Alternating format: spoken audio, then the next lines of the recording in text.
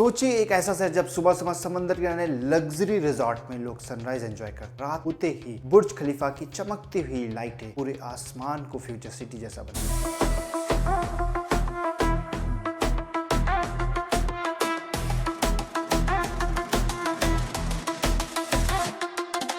जहाँ शेख जायद रोड पर ऊंची ऊंची इमारतें, ग्लास बिल्डिंग्स में दुनिया के बड़े बड़े बैंक जैसे सिटी बैंक्स और बार्कले अपने रीजनल ऑफिस चलाते हैं। जहाँ गोल्ड सॉक की गलियों में सोना ऐसा बिकता है जैसे आम बाजार में सब्जी बिकती है, और जहाँ Atlantis the Palm, Burj Al Arab, Jumeirah beach hotel जैसे अल्ट्रा लग्जरी होटल्स में दुनिया के रिचेस्ट लोग अपनी छुट्टियां मनाने। यानी दुबई एक सिर्फ शहर नहीं है बल्कि एक ड्रीम डेस्टिनेशन और ग्लोबल बिजनेस का हब है। साल 2026 में इसी चमकते दुबई का नाम एक नए डर के साथ न्यूज में आने लगा। लोग पूछने लगे आखिर ईरान क्यों दुबई, अबू धाबी, शारजाह जैसे शहरों को टारगेट कर रहा है।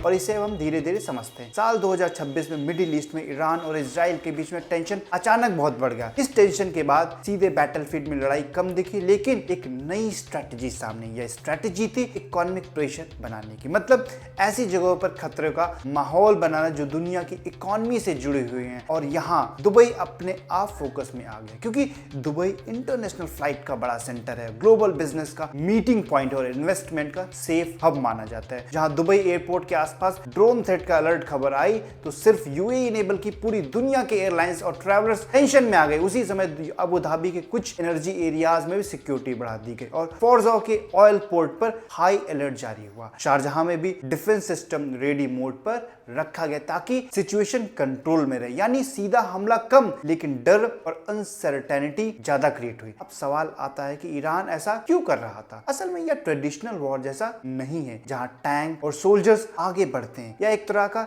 जियोपॉलिटिकल सिग्नलिंग स्ट्रेटेजी है, मतलब मैसेज किसी बड़े पावर को देना है, लेकिन प्रेशर ऐसे शहरों पर बनाना है जो दुनिया की इकोनॉमी के सेंटर में। दुबई जैसा सिटी में अगर सायरन और ड्रोन अलर्ट की न्यूज आती है तो ग्लोबल मीडिया तुरंत रिएक्ट करती है। इससे इन्वेस्टर सोचने लगते हैं, ऑयल प्राइसेस हिलने लगते हैं और पूरी रीजन की स्टेबिलिटी पे सवाल उठ जाता है। डैमेज कम भी हो तो भी फियर इंपैक्ट बहुत ज्यादा होता है। इस पूरी कहानी में एक बैकग्राउंड फैक्टर और भी जुड़ता है। कुछ साल पहले यूएई ने इजराइल के साथ अब्राहम एकॉर्ड नाम का एग्रीमेंट किया था। इससे मिडिल ईस्ट की पॉलिटिक्स का बैलेंस बदल गया और आज की कॉन्फ्लिक्ट में ईरान यूएई को वेस्टर्न साइड यानी यूएसए और वेस्ट यूरोप के क्लोज पार्टनर के तौर पर देखता है। इसलिए दुबई और अबू धाबी प्रेशर दिखाने के आसान टारगेट बन जाते हैं। अब आखिरी बात समझिए, दुबई दुनिया में सेफ लग्जरी साइड और फ्यूचर स्मार्ट सिटी के नाम से भी फेमस है। अगर इस शहर में सिक्योरिटी अलर्ट की खबर आने लगी तो पूरी दुनिया को स्ट्रॉन्ग सिग्नल मिलता है कि आज की ग्लोबलाइज्ड वर्ल्ड में कोई भी इकोनॉमिक हब कॉन्फ्लिक्ट से पूरी तरह से दूर नहीं है। यानी दुबई की चमकती हुई स्काईलाइन और जहां प्रोग्रेस की कहानी बताती है, वही राइजिंग टेंशन